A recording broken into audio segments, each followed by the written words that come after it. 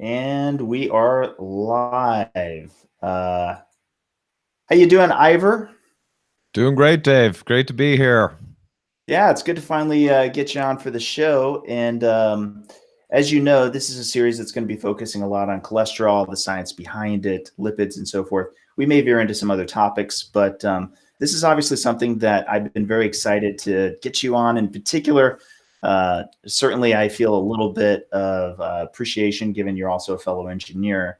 So let's go ahead and start with the very first segment, which is going to be your backstory. And in particular, I would like to know how your evolution of understanding cholesterol has changed in particular. Right, Dave. Well, I'll try and keep it short.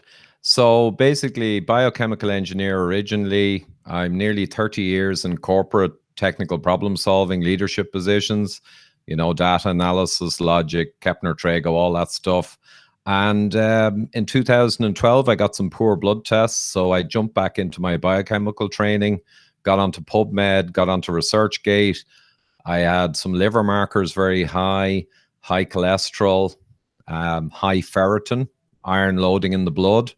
And because three doctors in succession, when I grilled them about what these meant for mortality or disease and what causes in my life could drive them up, because I was way outside the range in some, the three docs in a row couldn't answer the question or the two questions. So I began to go research it myself. And it only took me a few days to pretty much fully understand these biometrics.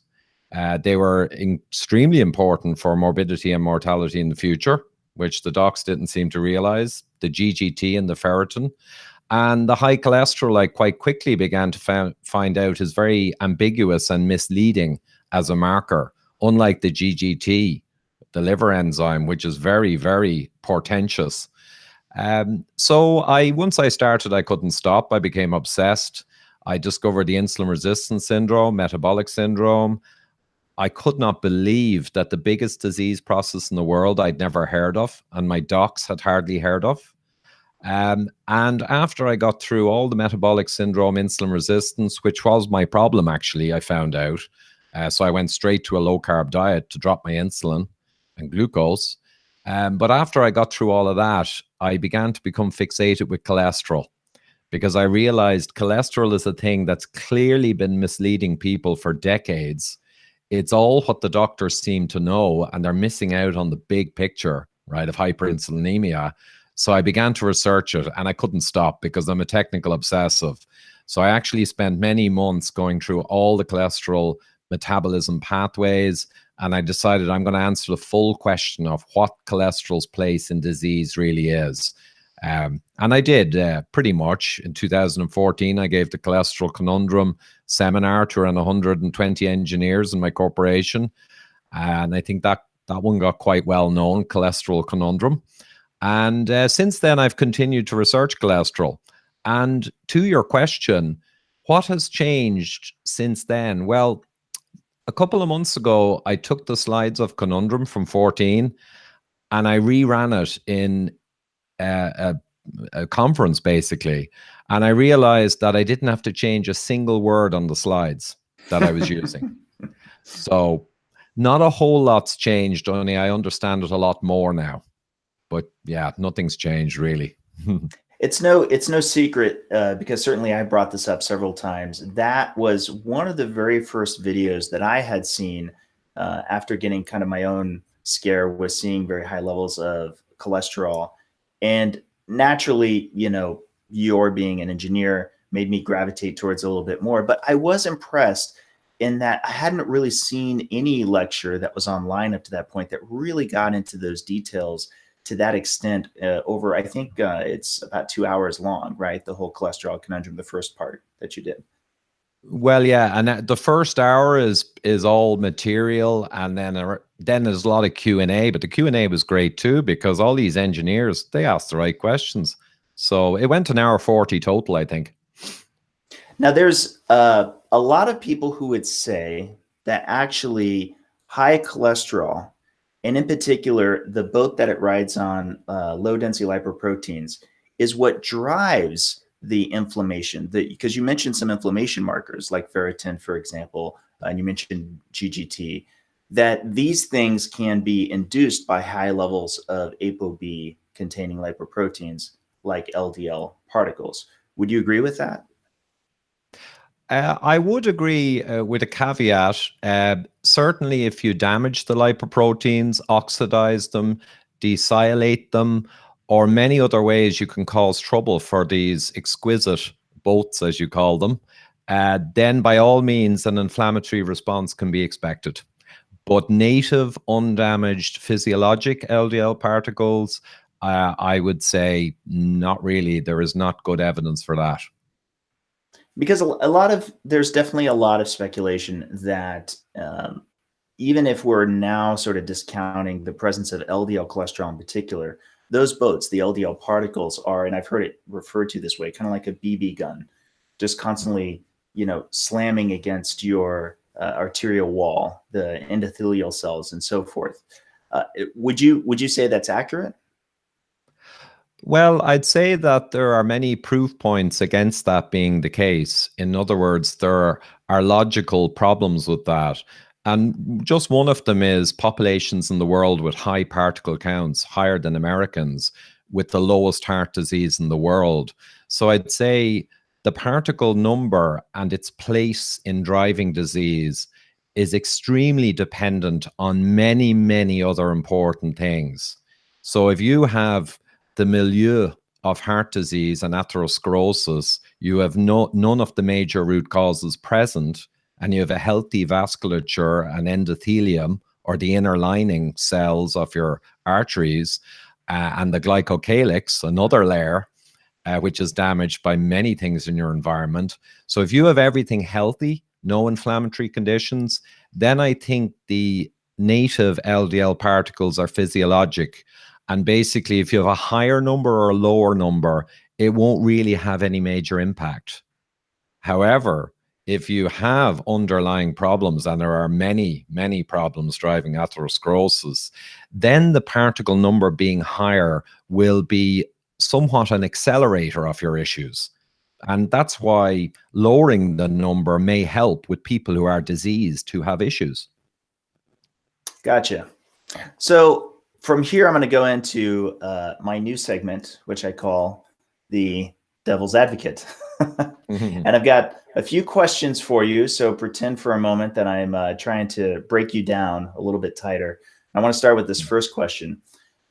And I'm sure you hear variations of this a lot. The vast majority of lipidologists and institutions they work for are in general agreement for lowering LDL cholesterol and particle count.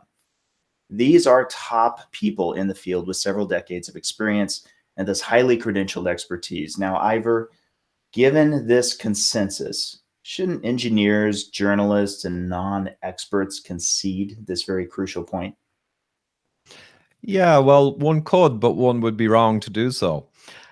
So I would say this is very reminiscent of something I've come across in my career, my whole career. So I usually was called in when teams lost their way in a very complex multi-factor problem, and there was millions of dollars building up in losses in high volume manufacturing. And what I'd often find is people would be specializing in their area, and as a result, they wouldn't be seeing the bigger picture. So I think one of the challenges we have, and we won't get into conspiracies, and I see this paper you've displayed here. Yeah, that was a fun one. They are seeing everything through the prism or the lens of the lipoproteins, whereas I see atherosclerosis progression as myriad different factors, of which the lipoproteins are one component, and that component is very dependent on the other components. But this paper is trying to say, look, the big game in atherosclerosis is LDL lipoproteins, and it's a piece of the game. So I wouldn't disagree with them in principle that LDL lipoproteins have a causal part to play, especially when damaged by other issues. But to try and say it's the center of the cardiovascular disease universe, that's crazy, I think. It's crazy. Well, and yes, I did preview in advance where my next question was going. So you kind of already started on this. This is a paper that was put out at the end of last year, And they kind of positioned it to be sort of the end all be all, that effectively this has, a blue ribbon set of people that have helped to put this together. And they have a central graphic that looks very compelling. And it suggests, because you can see magnitude of exposure to lower LDL-C with a proportional reduction in risk of coronary heart disease on the y-axis. So a lot of people would be seeing this and they would come to this question, which is, look, even if one were to find a few outlier studies or populations, like the Catavans, for example, doesn't the bulk of data on LDL cholesterol and particle count more than cover any skepticism towards the lipid hypothesis? Right. Well, actually, there's a companion paper to the one you just showed, which I'm sure lipidologists would not be too happy with, recently published by a Japanese team who have extraordinary amount of research into LDL done. I discovered them in 2013. And you should probably link to that. But they take out cardiovascular mortality for all of these trials against the amount of lowering achieved. And they show no correlation with cardiovascular mortality. And they make a very important point that the subjective endpoints, somewhat subjective, of events, which can include revascularization and many other softer endpoints, can generate the kind of graph you just showed. But when you look at cardiovascular mortality, you see nothing. It's a shotgun plot. So I think that's just important to keep in mind. It's great to lower events. And we just agreed a few minutes ago that if you've got damaged LDL particles, oxidized in the blood, desialated, many great papers showing that they are hugely important in driving atherosclerosis, then if you lower the number, you will get some ameliorating effect or a mitigating or lowering of the events. But we really need to be thinking of mortality in cardiovascular terms, I think. So I'll hand them that there is some benefit to reducing the number. But in my world, or if this was an engineering multi-factor problem, we would have moved on from the focus on cholesterol decades ago into the much more important factors. Very interesting. So I'm going to get to my third question, which is going to be simply this. I would like to bring up Peter Attia's tweet because he brings up some interesting points. Of course, CAC improves, and by CAC, for those who don't know, we're talking the coronary artery calcium scan. This measure improves predictive accuracy. That's called Bayes' theorem. The question I get asked is, if CAC is 0, can I ignore all biomarkers? Which is like asking, if my house has been broken into, can I forego getting a lock on my front door? So to my question, whether a CAC is 0 or not, shouldn't everyone take steps to prevent heart disease anyway? And if so, wouldn't you want to discourage anyone from getting a false sense of security with a score of 0? Yeah, so this one has come up so much. And I don't know at what point we want to look at slides. This part we'll just do verbal, yeah? Any point you want, we can go to your slides. Oh, okay. Just real quick for the viewers, I'm allowing every guest past this point to bring 7 slides that they can call up at pretty much any point in time. And so, Ivor, if you wanted to call up any one of those slides, just tell me the number and I'll go find it. Yep. Okie doke. So first I'll do a quick verbal. One would never say a 0, is a guarantee. They call it in some papers a warranty because your risk of all-cause mortality is so low with a 0 in middle age that they call it a warranty, but not a guarantee. So what I've stated many times on Twitter to this kind of point is you never disregard very good blood measures that show risk. You never do that, regardless of what your score is. So the problem I would have, though, is if you get a 0 score and your blood markers are overwhelmingly excellent, is taking one blood marker, especially a cholesterol one, and deciding that that trumps everything. So I think the measures you would always want to watch, even with a 0, are the lipid triad, which is low HDL, high LDL, and high triglyceride. If you've got bad lipid triad, you've got to question your 0. You may have a 0 today, and in 2 months, you could have a score, right? So you can't be so easy. Also, obviously, high insulin, high blood glucose, any hint of diabetes or diabetic physiology. Those zeros you get today, in 6 months, you might have a score. In 24 months, you could have a very high score for your age relatively. So maybe if you flick now to the slide, let me see here. Slide 2. All right. There. So, okay, a quick run through in CAC. Nothing is perfect, but the calcification indicates how much soft plaque and vulnerable plaque you have below. It's the canary in the coal mine or the tip of the iceberg. So on the top left here, we see a 0 score in middle age, 10-year event rate, 1.4%, which is incredibly low. And a very high score is 37%. So that's 25 times higher. A lot of our risk factors, you might have 1.5 times higher risk. This is 25 times. On the top right, we see mortality in a 25,000 patient study over, I think, 12 years. Low scores, 0.6% dead after 12 years. Very high scores, 12.2%. So again, 20 times the prediction. So CAC is amazing because it actually reflects your plaque burden of soft plaque, but it's not perfect. Now, bottom right, this study is very revealing. You can see on the very bottom graph, people who had a CAC 0, the green line, who are not diabetic, you can see the warranty, if you will, 1% mortality after 15 years. But now we also see a diabetic person in general with a 0. At 3 or 4 years, they're starting to ramp up their mortality. Now, if you had measured them at the 3 or 4 year point, you very likely would have seen some calcium. So your warranty or your degree of comfort with a 0 depends on whether or not you've got good bloods. And hopefully people can see the interaction here. It's blatantly obvious to me, but hopefully it's blatantly obvious to everyone. And again, we see in contrast in the same study up the top, people who had greater than 400, you can see the mortality there, right? 30 to 40%, whether you had diabetes or not. So this is the crucial thing about calcification. It can warn the middle riskers who are really high risk. When they get a score, they can find out, wow, I'm massively diseased. And it can give assurance to people who have, say, one isolated risk factor that's not infallible, to tell them that's probably okay because I'm a 0 now and I'm going to check back in a few years and make sure I'm still a 0. So this is just engineering common sense. And I'm amazed at how much I have to explain it. It's actually becoming comical. Just while we're on the slide, though, and this is another crucial CAC point, on the left, we see people with a CAC greater than 400 in this excellent associational study. We see a big benefit from statin drugs for event rates in those highly diseased people over 12 years. But on the right, we see people with CAC 0.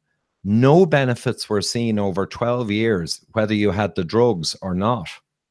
So this is a hugely important thing, and it's one of the reasons why in the 2018 too, right? This study literally just came out in the last few months. Is that right? Yeah, a guy called Joshua. I spoke to him about it. He sent me his supplementary tables. He was a mathematician turned cardio and researcher, and that's why it's pretty good. But it's only out a few weeks ago, and it's part of the reason why the 2018 ACC AHA guidelines for treatment now have put CAC in for middle risk people as 2A level evidence to be used when someone's middle risk and there's a question mark over whether they really need lifetime drug treatment. So that's a huge change in the guidelines, and that's going to bring in CAC in a big way. I mean, this may be one of the. First of all, I should mention this real quick to the viewer.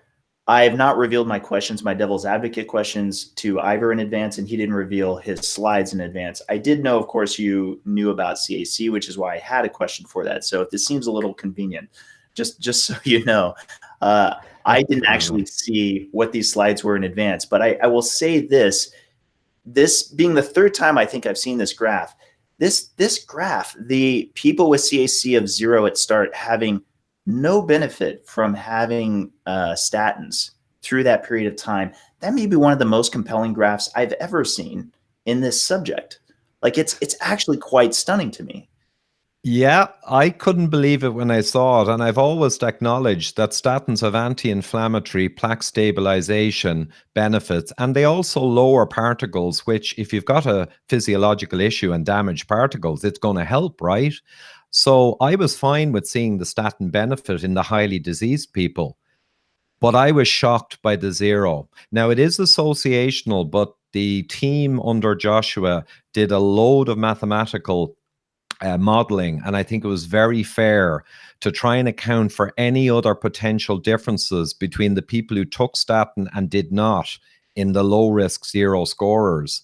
And they did a great job, I believe. And it's stunning. But there is form here. What many people don't realize, George Henderson, some of you may know, a researcher in New Zealand, he did an analysis and got papers of the landmark 4S statin study, which was a huge study that set statins on the road to stardom. But a sub-analysis of the people who benefited in that 4S landmark study, when you looked at them, the people who had bad triglyceride over HDL ratios and lipid triad problems, they saw a really big benefit. But the people who had low triglyceride, high HDL, right, and the good lipids, they didn't see any benefit from the statin. So this has been demonstrated before by looking at blood markers. But now CAC, the ultimate measure of atherosclerosis, has come in and aced it. It's really incredible. Now, what's good for the goose is good for the gander. I just have to expand. I am naturally skeptical of any study that has adjustments for which you can't easily see the raw data for.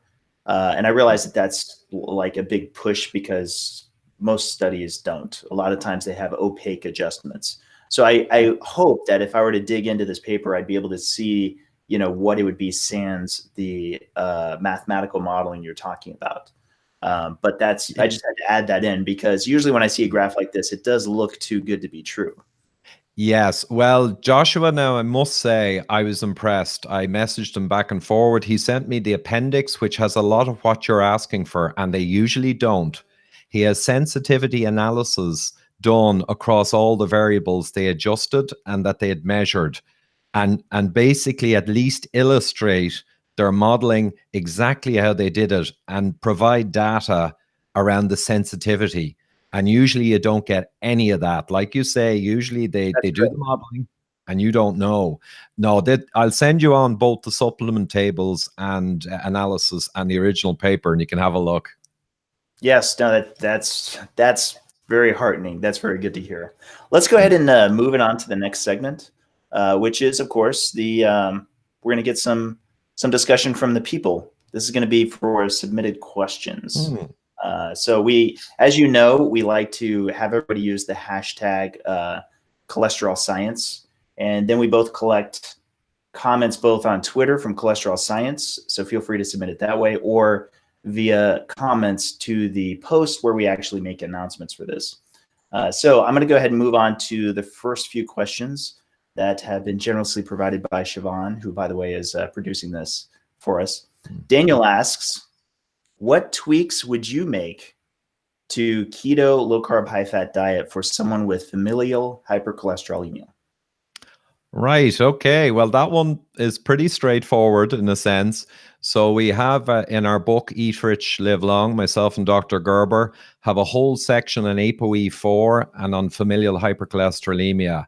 And in both cases, people who have any concerns with higher cholesterol, we do a tweak to the diet to basically get your cholesterol back down. Now, we're not necessarily saying that's going to make a big difference or be beneficial in a great way, but we understand that we must always give the options for people who are concerned.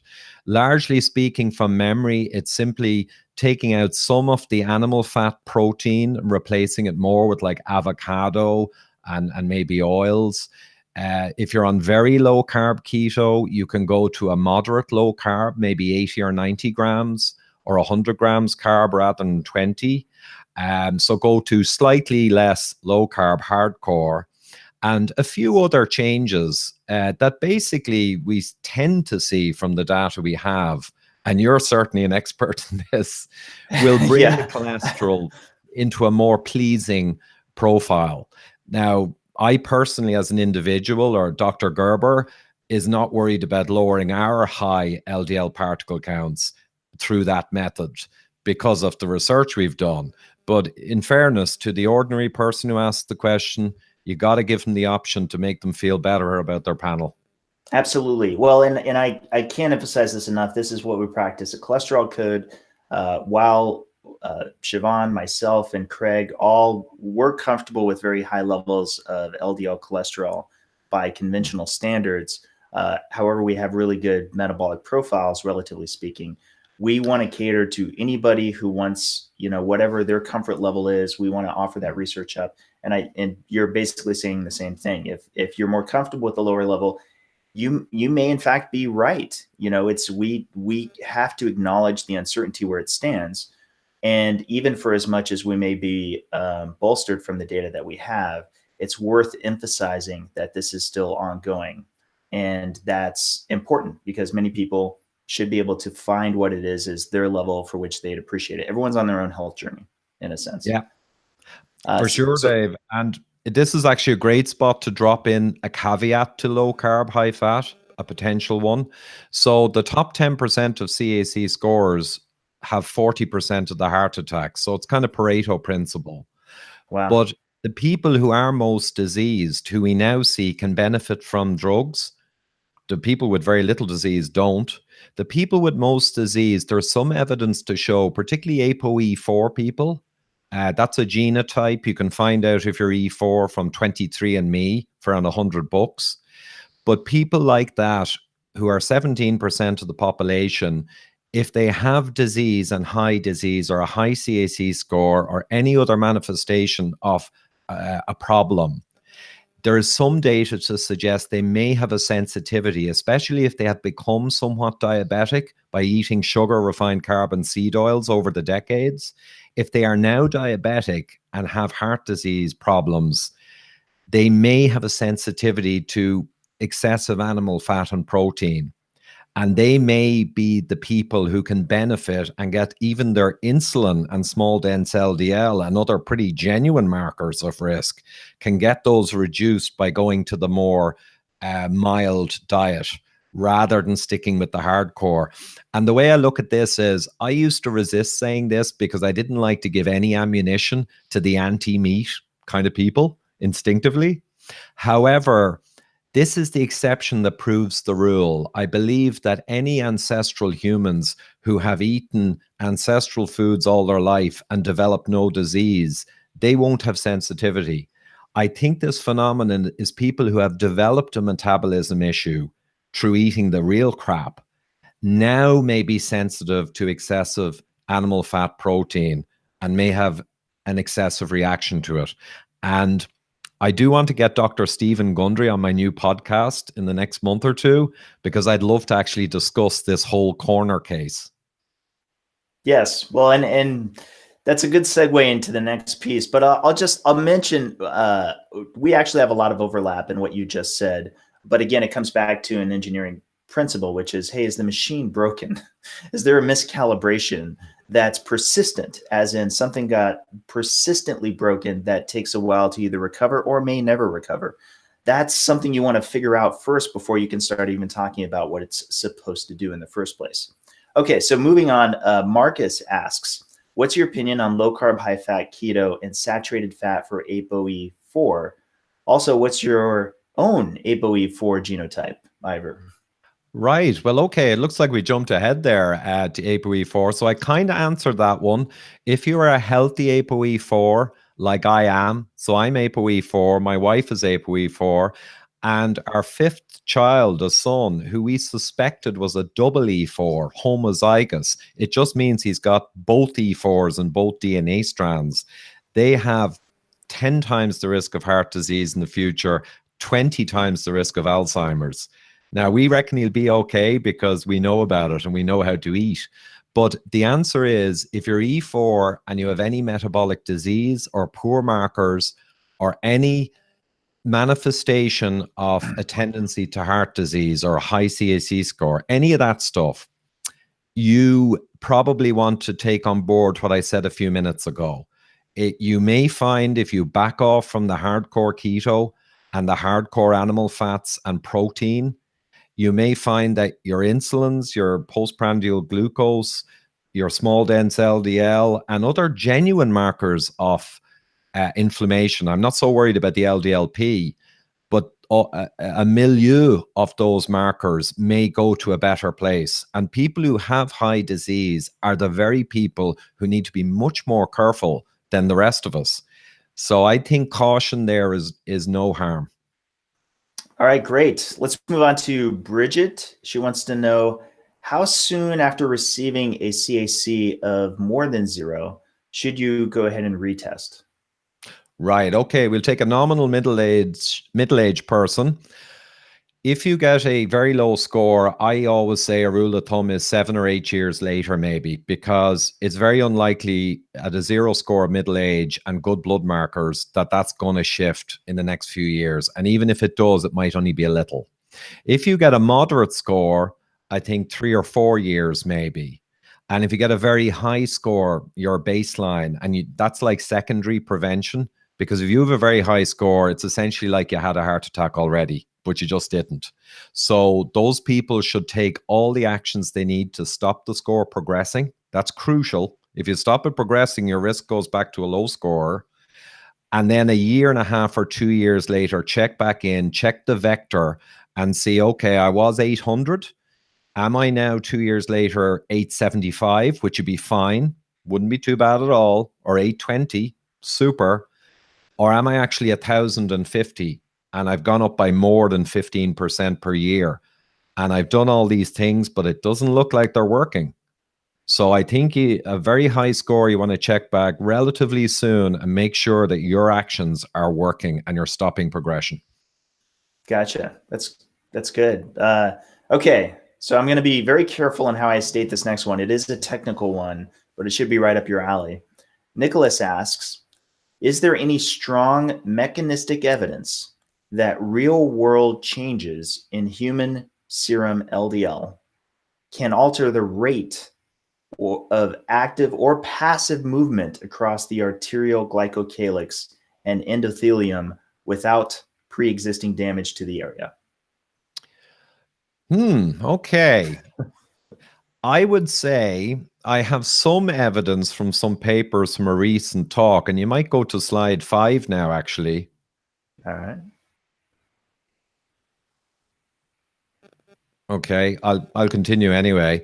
And there was an experiment done where they put up the particle count by a factor of 10, or the LDL concentration in an experiment, and they doubled the transcytosis rate. And if you see there in the middle of the slide, these little purple LDLs going between the two cells, sorry, I tell a lie. In the middle of the cell there, you see particles getting engulfed and coming across. Yeah, your pointer's right in there. A doubling of that effect by increasing the cholesterol concentration by 10 times. But generally, I'd say overwhelmingly what I'm finding in all the recent research is that many, many bad factors or root causes damage the glycocalyx. They increase the transcytosis across the endothelial cells. They increase the permeability and the particles getting between the cells. That's a kind of leakage. And they increase the binding of the LDL particles in the wall, in the intima, to proteoglycans.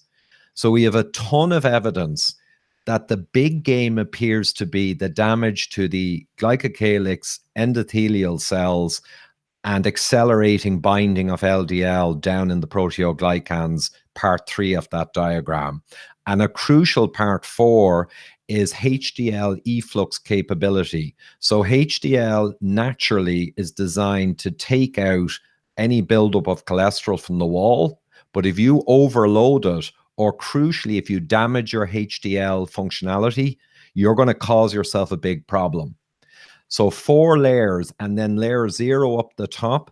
There's an argument to be made that most of the problem with LDL in the first place is due to oxidized LDL that is driving most of the problem and damaging your arterial wall and getting brought in by LOX receptor and getting trapped in the wall. So if you put together 5 layers independent of the number, and they're all affected by all the root causes we're familiar with, shown on the right, and more, we've got this massive body of importance that dwarfs the LDL particle number, I would say, in terms of whether or not you have an atherosclerotic burden that will lead to an event. And actually, for what it's worth, I'm gonna capitalize on this just a little bit. That LOX1, this for people who don't know, this is a scavenger receptor. It's actually a receptor that's specifically trying to bind to modified LDL particles, not healthy unmodified LDL particles. And it's actually my contention that, not that I'm certain that this is true, but that I believe from an engineering standpoint, this needs to be addressed, is that if wherever scavenger receptors appear, we should start to assume that that's by design on the part of the body to handle the situation associated with those things it's trying to bind to. So as crazy as it may sound to people, that endothelial cells would intentionally want to capture modified LDL particles given how much they've been vilified. I believe that it actually may be serving a very key purpose, and that it may be part of the containment process, because there is a worse outcome, which is to leave them alone and to allow them to do things like, for example, cause chain oxidative events elsewhere in the body, or for that matter, onto other cells. So it may sound crazy to many people that any part of the process of atherosclerosis would actually be by the intent of the body, but it's not so crazy if you can see that it's often contained and handled to the extent to where it can succeed at repairing. And that's only the times in which it truly is progressive to the point where the body can no longer control it, that's when the problem really becomes unbearable and can actually kill the whole body. Yeah, I think that's a very valid view. I was thinking that as I went through over 200 studies over a couple of months to build this diagram and explain all the layers. And you could view your whole vasculature as a massive sieve that takes problem components like oxidized or desialated LDL out of the bloodstream, because what's in contact with your bloodstream everywhere? Your vasculature. And Absolutely. yeah, evolutionary, this would have made sense to use the vasculature as an organ, not just to carry blood, but to also do many other functions that are useful. Now, the interesting thing, most interesting thing, and I go through it in my talk I released recently, 2 separate teams in the world. One of them took the blood of diabetics and the blood of healthy people.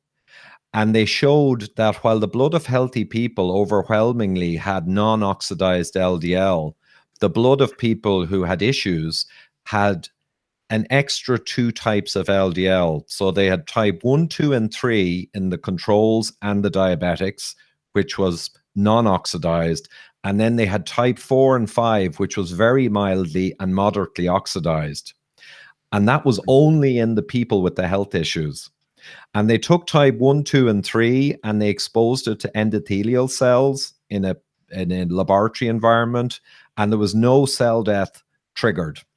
But the type 4 and 5, that was only in the unhealthy people, it triggered 10% and up to 40% endothelial cell death in a pretty short period. And another team, a Russian team, did the same thing independently, but with desialated LDL, which is pre-oxidation. And they essentially showed again that that was the only LDL that had negative effects and binding in the wall.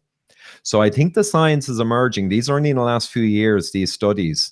And both teams are talking heresy, the top left of that diagram there, that the oxidized LDL in the plasma sits at the seat of the atherosclerotic cascade. Well, and once again, I mean, it can't be stated enough. It's not that the LDL all by itself was atherosclerotic, even if you believe it to be a component, which many of us do. It's how did it get oxidized? Well, there was sufficient oxidative stress in the first place. Now, granted, a certain amount of that is natural and to be expected. And again, this is what we would expect all bodies to be able to deal with. The question is, at what point is there an oxidative stress threshold that's met that can really overwhelm the ability of the vascular system to handle it? And that question has to get answered to answer the larger question of atherosclerosis, I believe. Yeah, I'd agree. And the way I look at this now is quite simple. LDL is part of the process.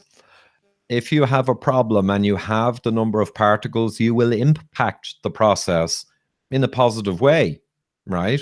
That's not rocket science because of what we've said, but that's not where an engineer would be looking. And I sometimes think that, yeah, the engineer would be looking at the 5 layers and seeking to fix them, you know, rather than just move a number a bit to mitigate or ameliorate the problem a bit. They'd want to fix it.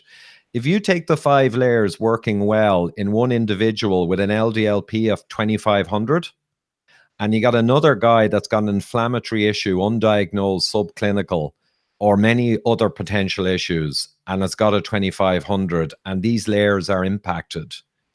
Well, the first guy who's completely healthy may end up with 1 unit of LDL in his wall, and his perfectly functioning HDL will deal with that, and he won't have a problem. But the other person with the same LDL particle number who has problems across these layers may end up with 10 units of LDL and exceed the threshold at which the body can recover it. And also that problem person, their HDL functionality is probably impacted. Their endothelial cell turnover and apoptosis probably impacted. And their glycocalyx is probably impacted too, right? Many inflammatory conditions. So you have 2 people with the same particle number, and if you just look at their number, they might both look like they're at risk. If you don't look at the 5 layers, sure. If you look at the 5 layers, they might be dramatically different from very low risk to extremely high. So, absolutely. Yeah. So we'll go ahead and move on to the next question. David asks, hi, Ivor. I'd like to know what your opinion is on high Lp(a). Based on the latest research, it seems as if diet can dramatically affect its level in a short time, shown by Siobhan Huggins, who, by the way, produces the show. Yeah, and you know what you should do actually is put the link to Siobhan's blog post on Lp(a). It's excellent stuff For sure. with references. Yeah. So Lp(a) I looked into. I didn't look into it too much because I feel it's another proxy for other things, whether oxidized LDL or in other ways it can track as an acute phase reactant or a marker of other issues. And that's kind of the way I view it. I also view Lp(a) as a sign of a sensitivity or a susceptibility. So if you have high Lp(a), you'd want to be much more sure that your other blood markers are good than maybe someone with a low Lp(a). I'll allow that. Or you might get a CAC scan earlier than you would have. I'll disclose here, I'm ultra high Lp(a) and I'm high LP or LDLP as well. So, I mean, in fairness, I'm voting with my own future. I don't want to hold a hostage to fortune here now and have a heart attack tomorrow morning. But my doctor, who's a high-fat doctor for 25 years, Dr. Neville Wilson, he's brilliant. And we went through all my bloods until I got Lp(a) test done. And then he rang me up and said, Ivor, I'm afraid your Lp(a) is very high. And I said, well, tell you what I'll do. I'll go get a calcium scan. And he says, oh, great idea. And I was 47 at the time. And I said, I'd tell you, I don't think I'm going to be way out of whack. And I went and I got a 0. And the reason I wasn't too worried was my research of Lp(a) shows that it's a big risk factor if your HDL is low, or if your LDL is really, really high, like hypercholesterolemia. It kind of gets back to the triad. The triad, certainly. If your Framingham risk is very high, Lp(a) is a big risk factor. You can see where I'm going here. It's another dependent variable. And also, if your Lp(PLA2) is high, which indicates the oxidative stress, and they are probably at great risk, if that's high and you have high Lp(a), you get a massive rise in risk. But if your Lp(PLA2) is low, the Lp(a) doesn't look like much of a risk factor at all. So again, now I want to put some numbers to that real quick, because I see a lot of labs and I get a lot of Lp(PLA2) in.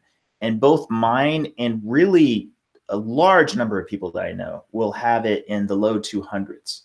The study you're referring to really shocked me because the LPPLA2 that they were looking at, they divide into tertiaries. And the lowest tertiary, I believe, was those people had something like 700 or lower. That was like the low risk group. And then above that, by I want to say 50 or something along those lines, was like the mid group. And then above that and above was the high risk group. So even LPPLA2, when you're saying high, isn't even close to what they consider the upper range in the marker themselves when you get it as a blood test. So I want to mention that for people who get LPPLA2, which, by the way, I do kind of like, in that if you see it and it's above the range that they give you, it may not actually meet what we actually see in the studies outside of that that do show this correlation you're talking about when compared to LP little a. Yeah, and I remember I was extremely busy at the time when you noticed that and you compared it to your cohorts. I wondered at the time, was there possibly a unit problem or a differing unit, which can often happen, but I moved on. I never got to check it. In your podcast with Peter Attia, I think, though, he had a guy who had nominally okay looking metrics hyper responder, but his LPPLA2 was off, was That's way, right. way off. It freaked. I mean, I say that in the podcast. Like he said, "What do you think of this lab?" And he had, and it looked like somebody who would, at first, it looked like it'd be somebody who'd be a lean mass hyperresponder, except that the triglycerides were high, not crazy high. I want to say it was like maybe 120 something. But 120 in that same lab, there was Oxidized LDL, which I don't even put as much stock into as other people, but it was extraordinarily high, higher than I'd ever seen before. And LPPLA2 was higher than I had ever seen. I want to say it was like 600 or something like that. And I said in the podcast, I was like, I don't know that I've ever seen this before. I think the highest I've ever seen is like in a 400 or 500. And that, by the way, was somebody who had high triglycerides when I'd seen that before.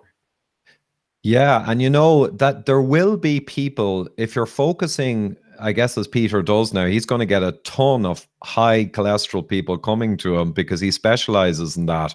And I think if you look at a lot of them, you're going to start picking up people that might be rare in the population who have hyper responder kind of dynamics, but they also have an issue as well, as opposed to a healthy hyper responder. What I thought was great there, though, as Peter mentioned, he did get a CAC, which made a lot of sense, because if you have a worrying marker, and he had high-ish trigs popping up along with his hyper responder milieu, he got a CAC, and of course it was not negative. He got a positive CAC. Right. Peter didn't give the number. So that's where CAC can be so important, that if you appear to have good ratios and you think you might be a healthy hyper responder, but there's maybe something in there you're not sure of. I mean, a CAC at middle age will tell you, well, at least whether there is something to worry about. And that guy obviously is LPPLA2 and LDL is off the chart. I'd love to root cause for that guy, what exactly is causing that. Me too. Well, and I would have liked to have seen like CRP. I would have liked to have seen other inflammatory markers. Like I myself would have wanted to run like TNF alpha and a whole bunch of other things that and GGT and ferritin. Yes. I mean, I was gasping to see his other relatively standard blood tests, even like GGT, ferritin, and CRP, and those other things. I love triangulating the full set.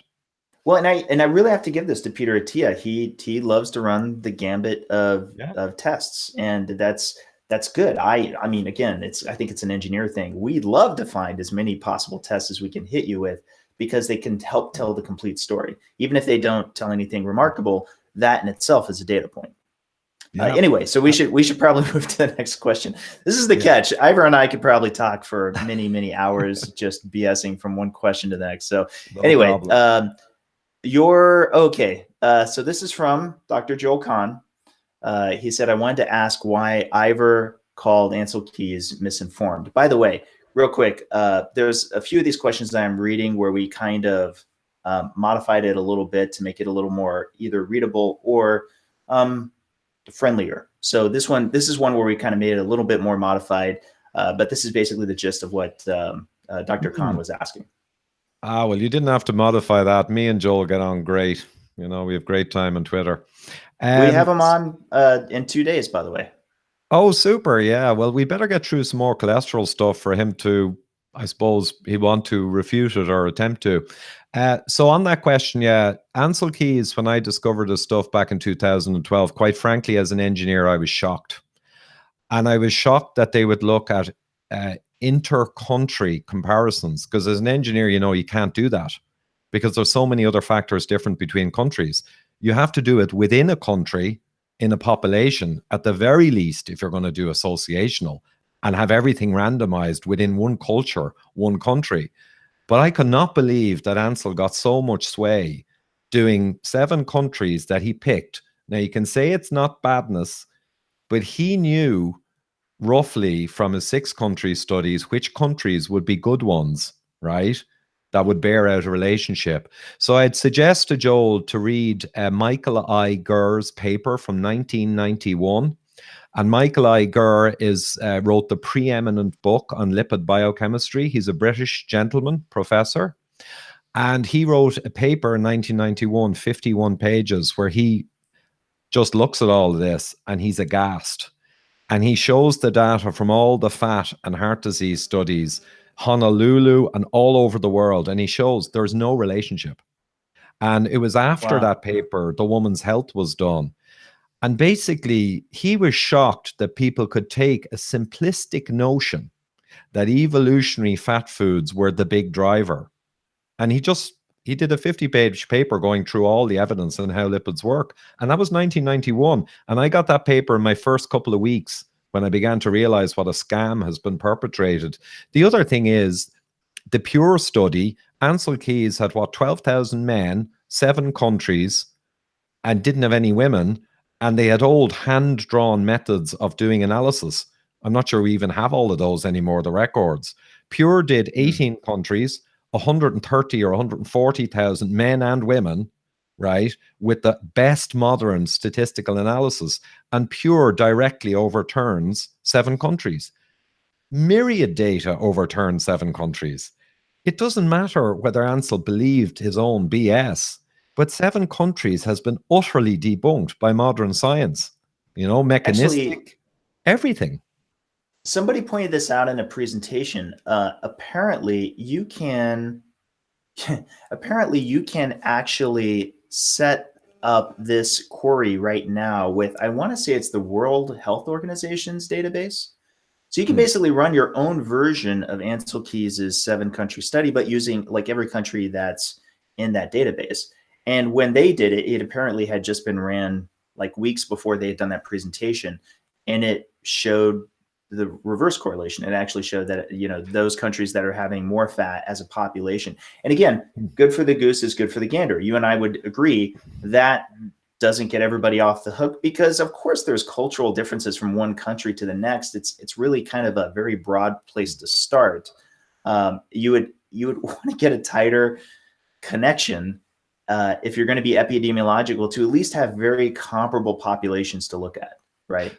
Yeah, and to be honest, it's self-evident BS. You don't even have to do an analysis. That analysis showing all the countries in Europe, you had a marked negative correlation, more sat fat, less heart disease for men, and even stronger for women.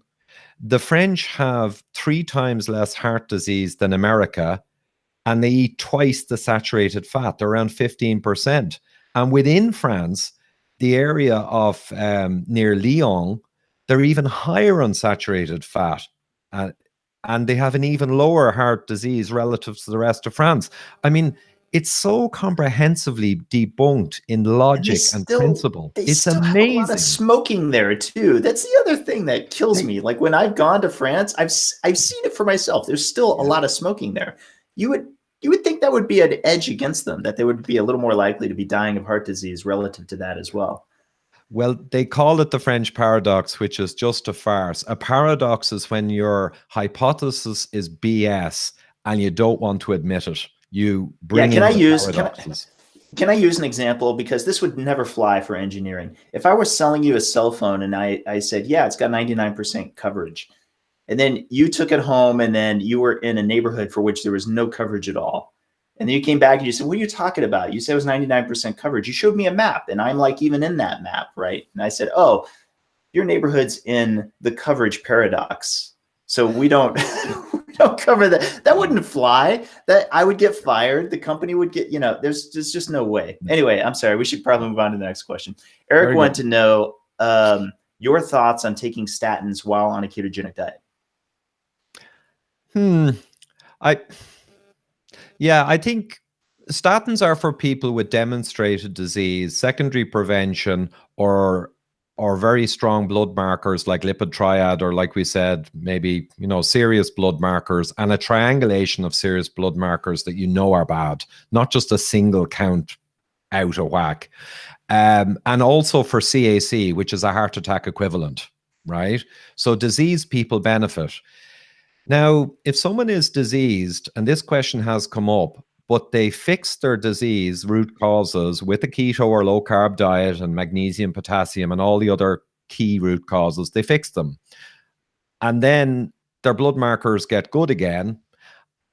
Can they consider themselves to be people with very low disease now or stable disease, therefore they might not benefit from the drug?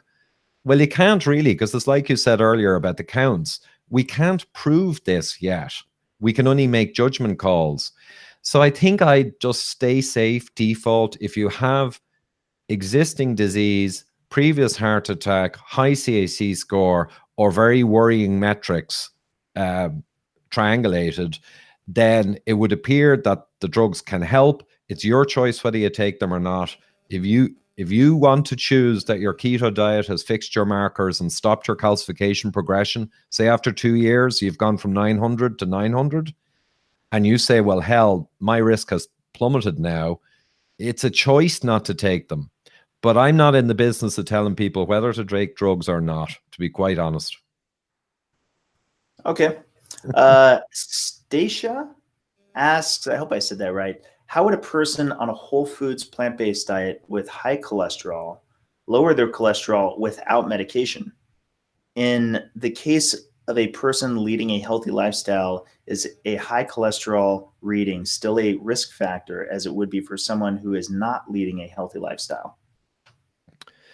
Yeah, I mean, I don't know so much about plant-based diets. I would keep them low carb for sure. But then you're mixing that with the question of a high cholesterol. I mean, what do they mean? If they have a high LDL as a woman, but their triglyceride over HDL ratio is good and their total over HDL ratio is good and all their other markers are good, I mean, they're just looking for a way to lower the number like we talked about 20 minutes ago.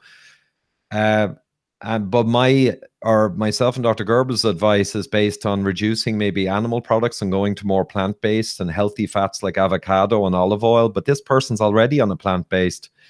I'm probably a little stretched to give advice on plant-based diets, except to keep them low carb, higher healthy fats, and make sure you do the other 10 rules, like getting UV exposure, potassium, magnesium, certain supplements, resistance training, and all the other things you need for health. Yeah, I'm not really sure on that one. I'm actually a little bit. You kind of touched on this before, and this is sort of our opinion at Cholesterol Code. There's good reasons and bad reasons. This is what we speculate. There's good reasons and bad reasons for high LDL cholesterol and high LDL particle count, and they're not even mutually exclusive. So with that in mind, what you want to do is detect to figure out, I mean, we're all anxious to figure out how we can rule out that your LDL-C or your LDL-P is bad, is high for a bad reason. And I'm very careful with my language to not say that their being high is the bad reason, but that they are high for a bad reason. So this is key. The key is, for me, as you know, I put out the challenge, the low carb cholesterol challenge. I even have a bounty called the LDL #LDL bounty, by the way. I have been trying to find any study for which there's high LDL, high HDL, and low triglycerides where there's high cardiovascular disease. And the reason I thought to start looking for that was because with the energy model, which we're not going to get into now, it seems to be the big tip off is having not just low HDL, but in particular having high triglycerides. Yeah. So if I see somebody on a plant-based diet, and this includes, I have family and friends that include people who are on a plant-based diet. I have a couple of friends that are huge vegans. They have great blood work. I say they have great blood work, not because their LDL is low, but because their triglycerides are low. Yes. LDL's like, third or fourth order for me. What I'm interested in is, does those first two parts of the triad look good? Is your HDL high? Is your triglycerides low? What I suspect when somebody's on a low carb, when somebody's on a whole foods plant-based diet and their LDL cholesterol is high, is that they may in fact have high triglycerides. There may actually be a disease process in place or some other reason to have some concern, and that probably if they could bring down their triglycerides, they would have a nominal to large effect on bringing down their LDL. It's theoretical. Both you and I don't really work with a lot of vegans, but I have a little bit of anecdotal evidence behind that, again, from my own circle of people that I've worked with. I'd agree. And the lipid triad is the thing to watch, not the LDL, unless you personally are fixated on LDL and you want to lower it. Actually, if you went to slide 3, this might be a good point to drop this one in. So here, just a whirlwind tour, and this speaks to your challenge. Can you find people with an elevated risk due to high LDL, even though they have a high HDL and a low trig? Well, years ago in the cholesterol conundrum, I touched on some of these, but some of these studies are new. So top left is framing a middle-aged men tracked over 4 or 5 years.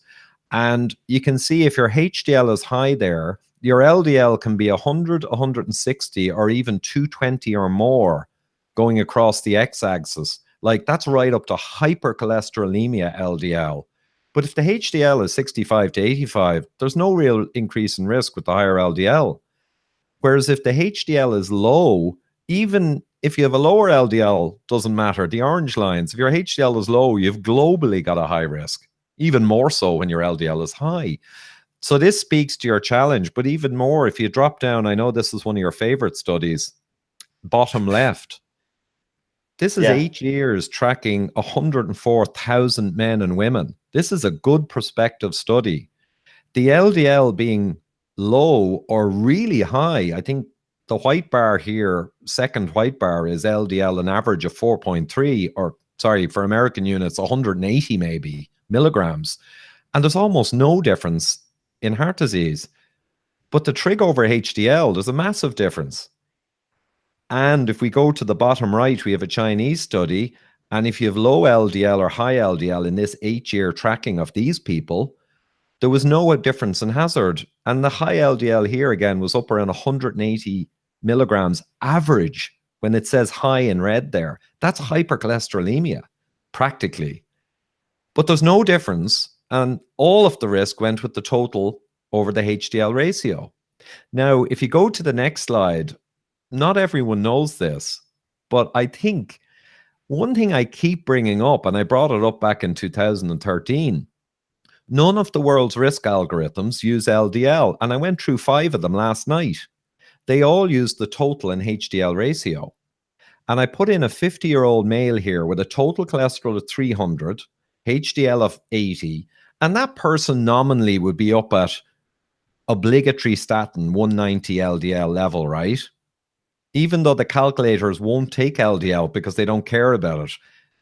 This person would be up at that level, rough and tough. Here in the top 2, the Astra, Charm, and MESA, excellent risk calculators. You had with a 0 calcification score a 0.9% 10-year risk, ultra low, or a 1.9% ultra low risk with a calcification 0. And in the other calculators, the same 50-year-old with massive LDL, even with no calcification score, therefore it's going to be a higher risk because they don't know the person's a 0. You've still got the lowest risk category in the guidelines. But this person has an LDL through the roof. And the 2018 risk calculator you can see here from the Heart Association, it's the only one with an LDL where you can enter your LDL. And why is that funny face there? Because when you put in the LDL, it does nothing. You can go from 10 to 180. doesn't, it's just a dead box. So people got to ask themselves, if someone with a high, really high LDL in the 10-year risk calculators, all 5 of them shows low risk, and they don't use LDL in any of the risk calculators, this should be a wake-up call for doctors around the world, right? This is going to make you ask some questions. So I'm going to jump in real quick and emphasize something that's kind of new, which is the guidelines, as you know, just got revised. The 2018 guidelines do put focus on LDL cholesterol, and in a big way. There's a lot of new recommendations for different populations to now target a 70 milligrams per deciliter cholesterol or lower. And 190, I'm glad you had that graph up and that you were using somebody as 190. That's the cut point where they recommend that if somebody has an LDL of 190 or higher, they should take the highest tolerable statin that they can and without any other markers combined with it. So it could be all of these calculators you're showing right now may end up being revised with these new guidelines in place. I don't know. That's a great point. I didn't know whether to bring it up. I think we can do a world exclusive here and explain why they put in a 190 LDL independent of everything else gets you statin. I think I know why from a discussion with an excellent doctor, a very senior doctor in a medical group in the States. I won't name him just in case. He dug through the guidelines and came to me asking me this very question 2 nights ago. And he said that it looks to him that the justification for this high LDL trumps everything else if you're up at 190. It came primarily from one study. And he mentioned the word Scottish. And I went, oh my God, not the WASCOP's fat diabetic smoking Scottish men study. And he said, actually, yes, it's WASCOP seems to be the main reference to justify the 190. And I was just aghast because the average triglyceride over HDL in the WASCOP's men, the average trig over HDL was around 4. They were, wow. I know that. Half of them were smokers, most of them were overweight, and their average, and just for people who are not into stats, the average was 4. The error bars or the standard deviation on that was not that big. So I think I put them at maybe 2 up to 6. So basically they used a study, it appears, on very metabolically sick men, many of them smokers, to get the data to say over 190 was independently much worse than below 190. And that seems to have informed the guidelines for the whole world. Which you literally couldn't make it up. It literally goes back to what I just was talking about with the tip-off being HDL and triglycerides, which gets back to my challenge, which gets back. And it's why I think I get a lot of pushback on that is obviously I think that that's a relevant thing to consider when looking at LDL. And if it really is true, if it really comes down to that one study you're talking about, I did not know that about their markers on the HDL and triglyceride side. Now, the doctor in question said he got a few studies, a bunch of references behind that recommendation that we're discussing. And he said several of them had no relevance. They were drug studies, they had no relevance. And he's a really smart guy and well-researched. So he quickly went through, and the one he found that seemed to be the linchpin, where they really did have below 190 and above 190 and a differing risk, he said it was this one, a Scottish one. And of course, I immediately knew it was WASCOP's, which is essentially insane. So if you've got a 190 and you're not a fat diabetic Scottish smoking man, right? You go in here, but this is, get this, Dave. If you go into the risk calculators with a 190 LDL here, by inference from the high total and the high HDL, you get a low risk. But the Scottish diabetic fat people would not have got a low risk in these calculators because the calculator would have accounted for the risk factors. and their blood pressure and hypertension, and would have accounted for family histories, and it would have accounted for their total over HDL ratio, which would have been Gotcha. poor. They had an Now I'm average gonna HDL down, I think the average HDL was something like 40 or something. now With for what big, it's worth, I personally don't like total over HDL because this doesn't account for being powered by fat, and for a lot of these lean mass hyperresponders who definitely will be having higher levels. And this isn't because I want lean mass hyperresponders to fit a better looking profile. It's because looking at it again from the energy model standpoint, I would fully expect that LDL, whether it's 200 or 500, if your triglycerides are really low, mechanistically speaking, the argument could be made that if that's because you've trafficked more, and I'm sorry for everybody, I'm about to get really technical, but Ivor's going to know where I'm going with this. If you're ultimately trafficking more VLDLs in order to deliver those fatty acids in the form of triglycerides at a higher rate, then you will necessarily have higher total cholesterol because you will necessarily have higher LDL cholesterol and LDL particle count that resulted from the higher trafficking of those VLDLs. You follow me? absolutely. And the trick is the triglyceride level, the triglyceride over HDL, or your favorite, the remnant. So Yes. subtract HDL and LDL away from total, and you should be in the teens.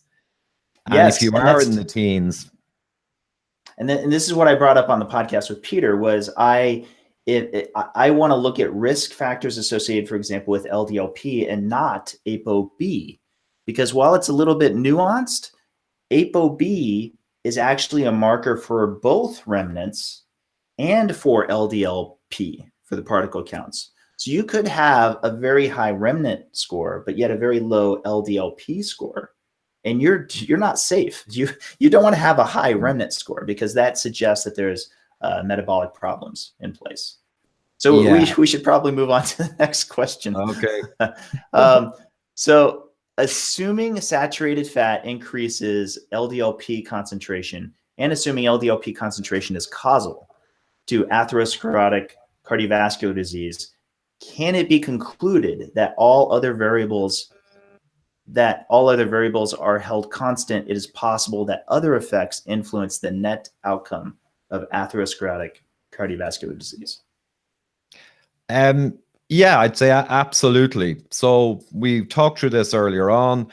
The LDL particles are part of the atherosclerotic process, but they are a highly dependent part, dependent on many other variables. And I only listed 5 layers there.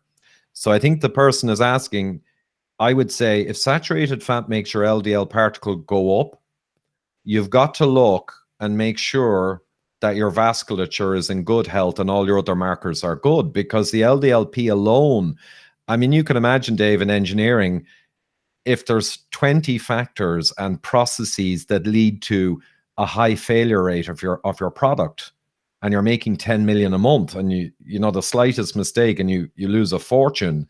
Can you imagine an engineer who keeps going on about one factor that they acknowledge as part of it, but just only talks about that all the time? That doesn't have the strongest correlation. I mean, at a minimum, doesn't have the strongest association. Yeah, that's part of my frustration is it's you want to at least acknowledge if there are better measuring techniques that yield better information, and then you start there so that you could get even better at finding the root cause. So 100%, I don't think we disagree on that one at all. And probably one thing useful for people is if you've got a high LDLP and you're wondering because your other markers look good, well, it's easy. Get the best risk measure from the lipid panel in the known universe. The advanced lipid panel, ApoB over ApoA1. That ratio has been shown in Interheart to be head and shoulders above the nearest competitor by a mile. So what I have, to give an example, I have a very high ApoB, which would appear to be a concern, but I look at all the other markers, but my ApoB over ApoA1 is fine. It's low risk. So you got to ask yourself the question, how can one human, and there are many, have ApoB, which is a reasonable risk factor, maybe a 1.7x when it's high, have that in the high zone of risk, the exact same human as an ApoB over ApoA1, which is known to be a way better marker, right? And it's okay. That's a way of validating your ApoB is very unlikely to be independently problematic for you. I mean, this is just logic. You don't even need science for this. I agree. So we're going to go ahead and take some questions from the chat. Anybody who's on live right now, if you want to ask a question, we do have a few that are already queued. Use the hashtag cholesterol science to help Siobhan know that you're actually asking the question specifically right now and that you heard me say that. But I'm going to go ahead and go with a few that have already been asked before, whether they include the hashtag or not, that Siobhan's provided for us. D. Ath asks, please, Ivor, tell us about your high ferritin and how it relates. Very good. My high ferritin was extremely high, and I collapsed it within 8 weeks because I had identified in the first 2 weeks of my research that high ferritin was really the 6th marker for the metabolic syndrome or insulin resistance syndrome. It's an excellent marker for that. And I simultaneously discovered I had metabolic syndrome, even though the usual markers weren't so bad. But it can be misleading. I'm seeing more and more cases where people can appear to have a high ferritin that would look to be in the high risk range and yet have 0 CACs or not particularly high problems present. So I think it can be a little misleading. If it's high, you got to check it out. You can certainly ensure you have no insulin resistance syndrome, remove all traces of that. If it stays high, you can, if you wish, do blood donation. I mean, it helps people hugely around the world. And if you give your blood every 3 months to help people, you'll also bring your ferritin down. I'd suggest they buy the book Dumping Iron by P.D. Mangan, which goes through everything around ferritin and iron loading and its links to disease. But really, I'd say if it's not acting as a marker of inflammatory stress like metabolic syndrome, or it also acts as an acute phase reactant. If you get an infection, your body sequesters iron into ferritin to keep it away from bacteria who can use it to reproduce. So it can act as a marker, but I just caution that some people seem to have high ferritin without any detrimental effect. So I think it can be high for benign reasons too, just like LDLP. And this is where I get to jump in. I have high ferritin levels. In fact, you and I chat about on Twitter, right? Yeah. What happened was I hadn't gotten a ferritin blood test until I want to say maybe a year and a half into keto, and it was in the 500s, which did concern me quite a bit. Same as me. And I started doing a bit more research and so forth, and it just seemed to not hardly move. If anything, it would kind of go up during periods of time where I was eating lower fat or lower caloric. And in fact, the highest it had ever been was when I did that 2.5 day fast, the only time I did a multi-day fast in all this time. And I got a ferritin test at the very end of that, and it was in the 900s. Oh, wow. So it eventually bounced back to 500 on the next test that I did. More and more I kept going, this just seems to be like holding at a level, almost like it's just genetically determined. And here's where it gets interesting. It eventually, I don't know if it was coincidental, but this happened just about a year ago, was at the point where I discovered I needed just to have a lot more salt. And I just really started layering in a lot more salt. I have now an average of around 10 grams a day at least, and sometimes even more. And believe me, again, could be completely coincidental, but it seemed as if around that time, my ferritin also dropped down to the high 200s and has otherwise sort of remained there. But here's the neat thing, the happy ending, I guess you could say, is I kept wondering if something I did with going keto induced the higher levels of ferritin. And I found a test from, I want to say 2014, 2015, before I'd gone in keto, where my ferritin was 500 something. So it had been that way before I started keto. Yeah. And now it's the lowest technically that's been since including that test, which I find fascinating. Yeah, it is not something. I went through a lot of papers on ferritin, and iron is engaged so much with inflammatory issues, infections, and all that kind of stuff. but it appears it can also be high, possibly in a safe sequestering method. I think there's 40 or might be 400 iron atoms in each molecule of ferritin, and that is a safe storage form. So I think in many people it could be high, indicating there's a problem. And in some people, like you say, there may be a genetic aspect to it that they run at those levels and there isn't really a problem. I will say we have a new project coming out shortly, a movie and kind of TV show series like Biggest Loser. It's Irish based, and we scanned 55 sports heroes from Ireland's history back in the 90s, and they're now in their late 50s. And we got calcification scores, a third of them or more as zeros, and we got a lot of high scores as well. So we got this amazing distribution. But the interesting thing was the total cholesterol over HDL correlated roughly with the calcification, which is the ultimate test of atherosclerosis extent. The trig over HDL roughly correlated. The HbA1c roughly correlated. What was the one that correlated least? Yeah, it was How many LDL. guesses do I get? It was LDL. But also we had ferritins that didn't really correlate with the extent. So Gotcha. I think ferritin can be one of these things that it might be a bit misleading sometimes.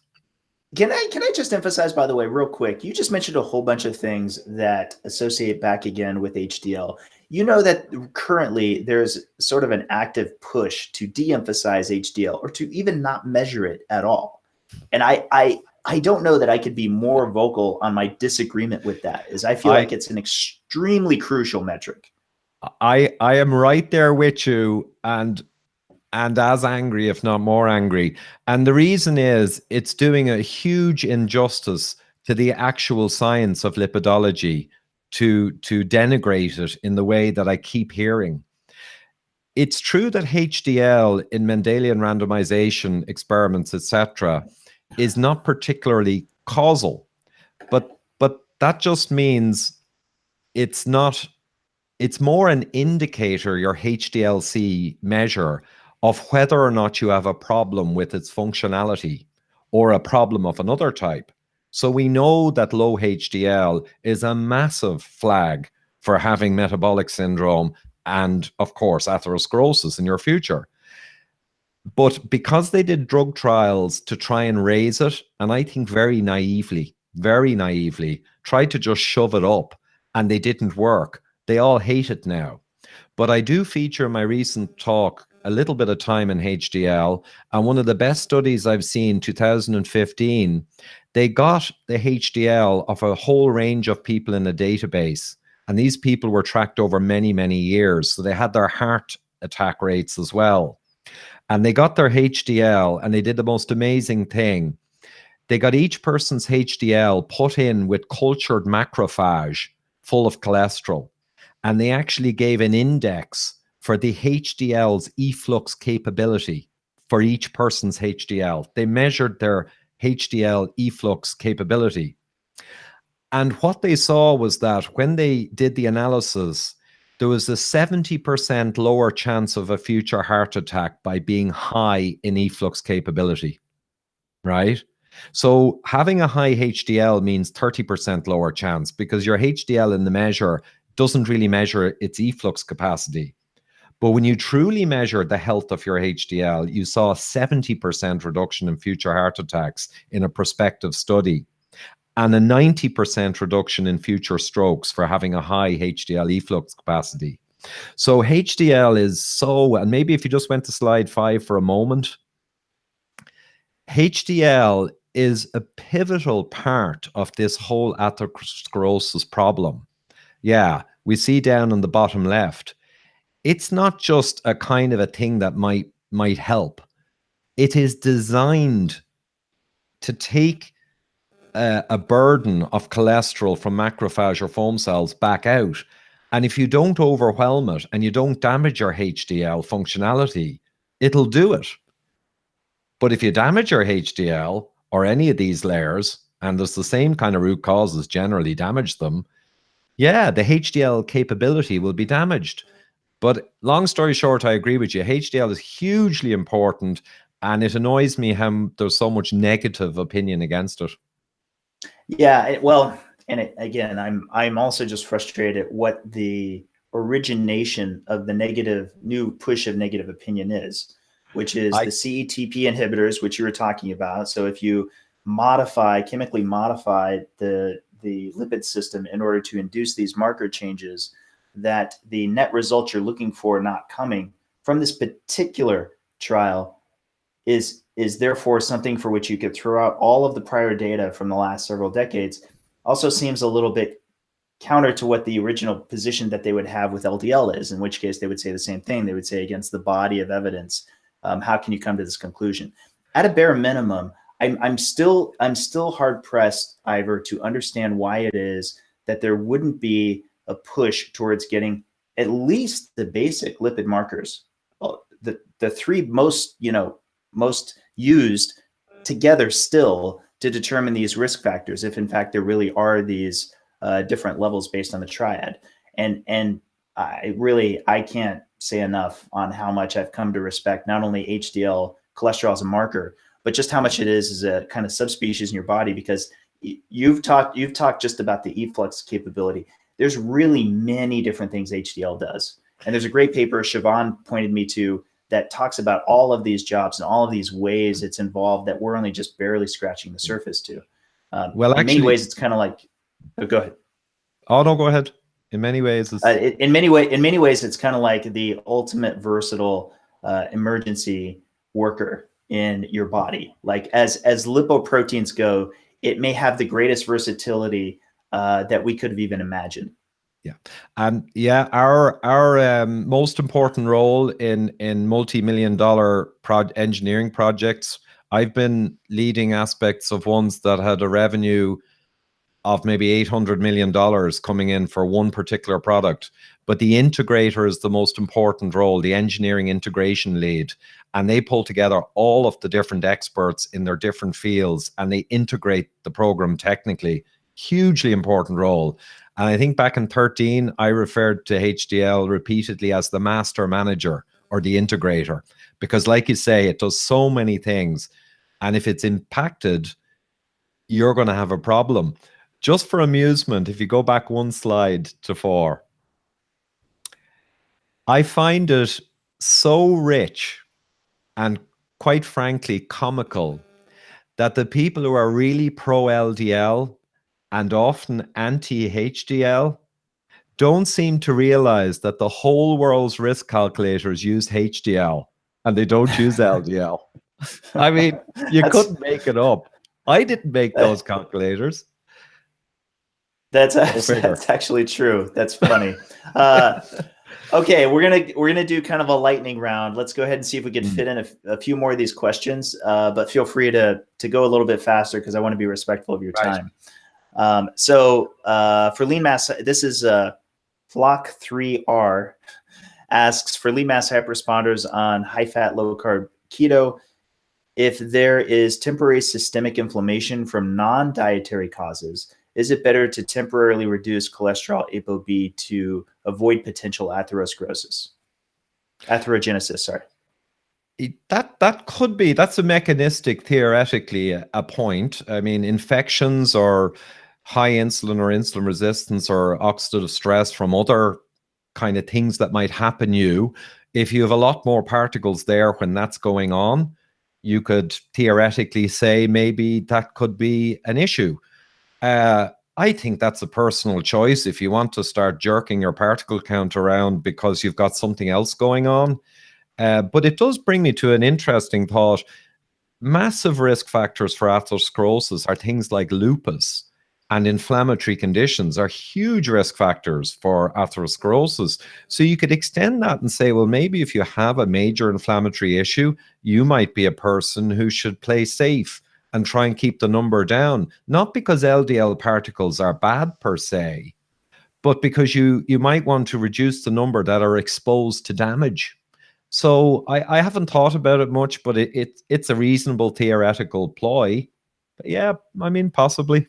I'm going to keep it lightning-ish, but I will add that you and I may be starting from different positions on that one. I think while there can be a case that's made for a chronic inflammation or a chronic disease state, I'm more of the mind that there's actually quite a lot to be said for the value of having LDL particles. Yes, I'm saying it that way. The value of having LDL particles, particularly for being able to fight a number of diseases. But I'm kind of queuing up Siobhan, because she's going to have a great article on that here pretty soon.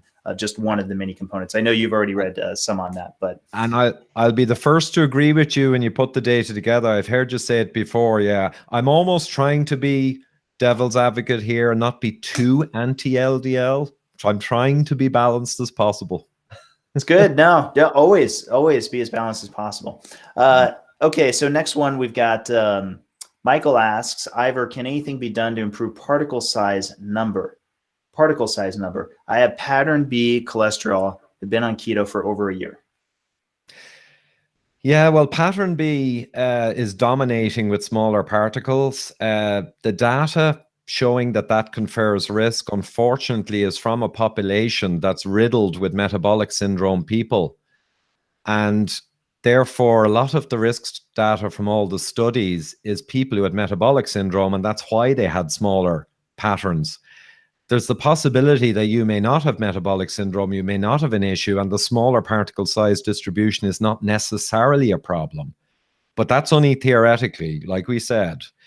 I think for ApoE4, the one case I know, and certainly for David Bobbitt, who I work for, and he introduced me to ApoE4 groups.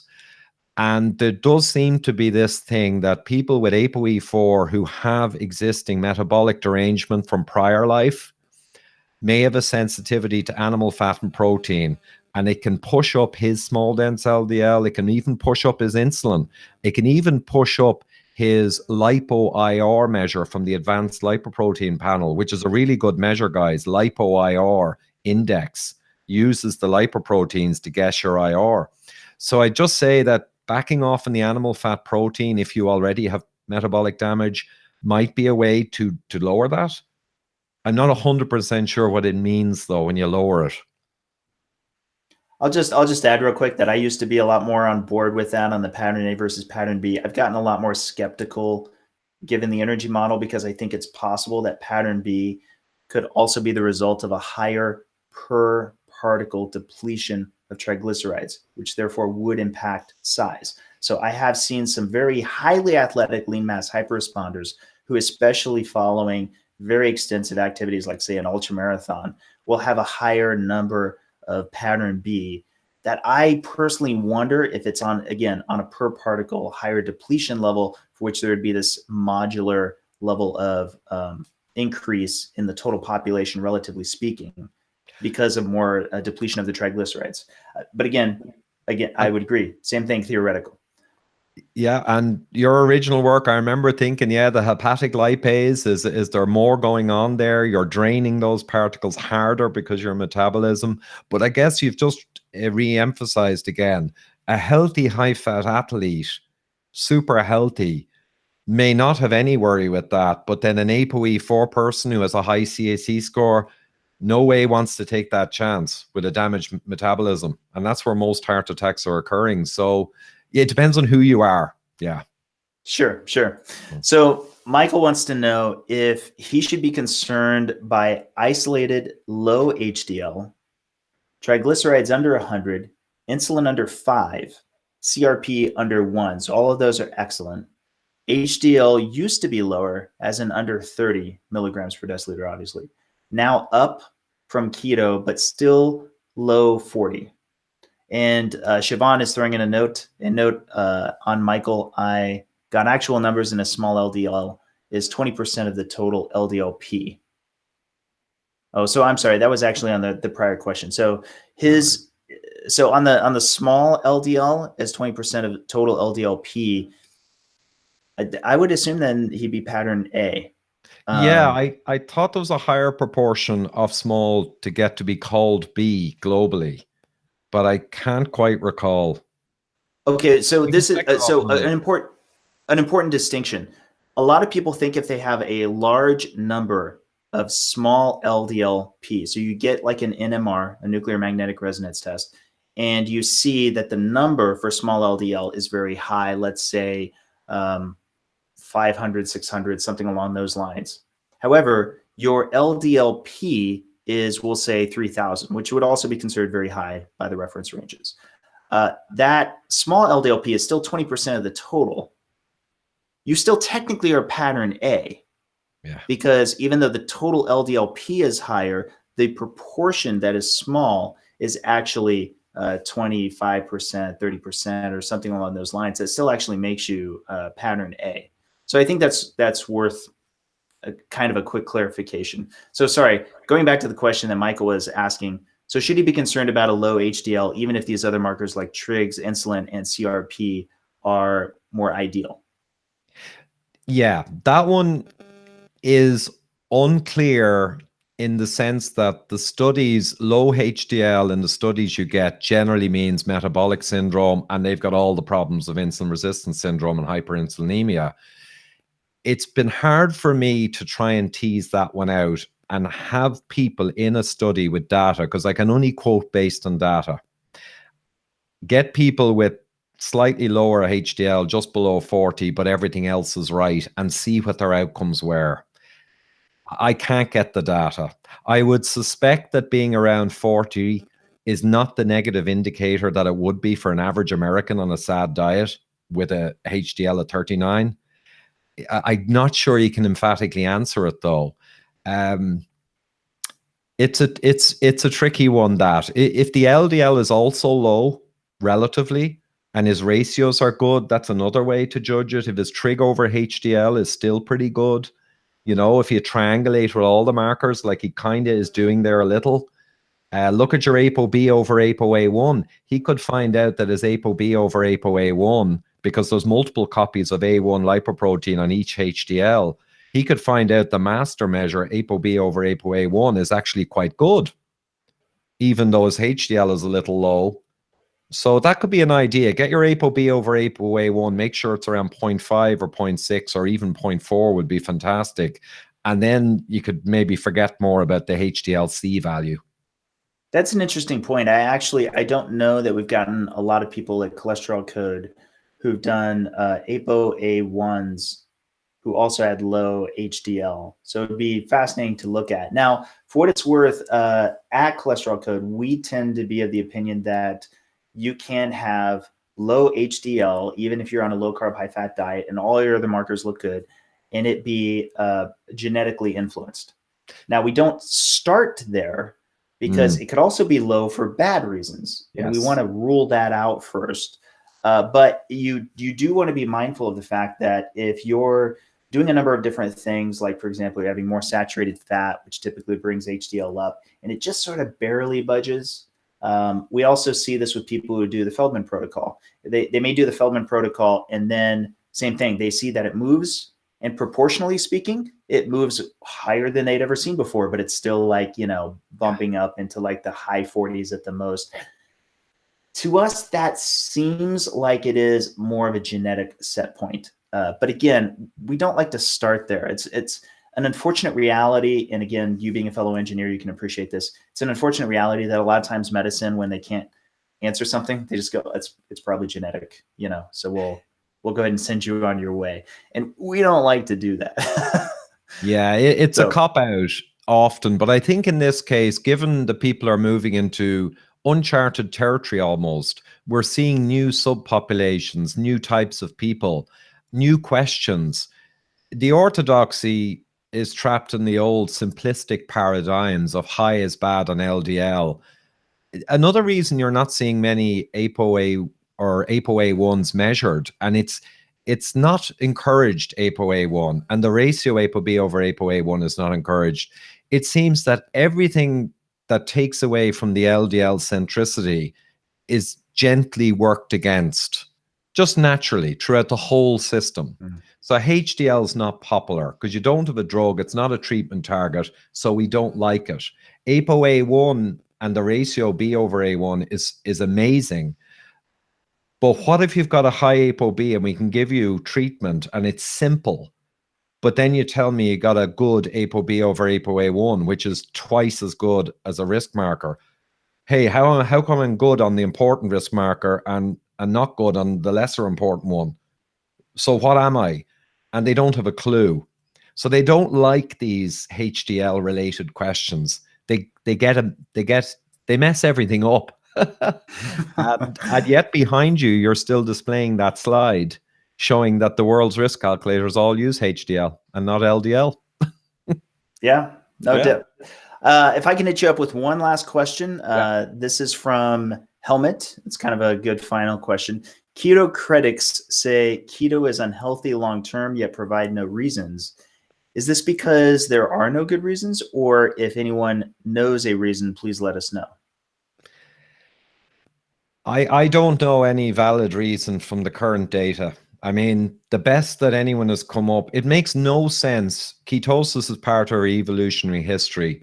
Sure, I don't stay hard keto all the time because I think in Northern Europe, we had periods for a few months in the summer where we would have had access to some fruits and some other bounty that's non-keto.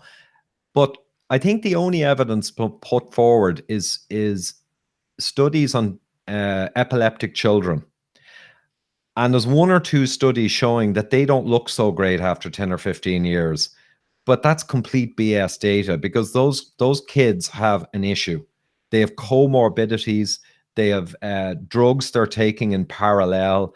And the keto diets they feed them, because they fear saturated fat, they feed them a ton of PUFAs and polyunsaturated oils to not give them so much sat fat. So of course they're not going to be healthy after 10 or 15 years.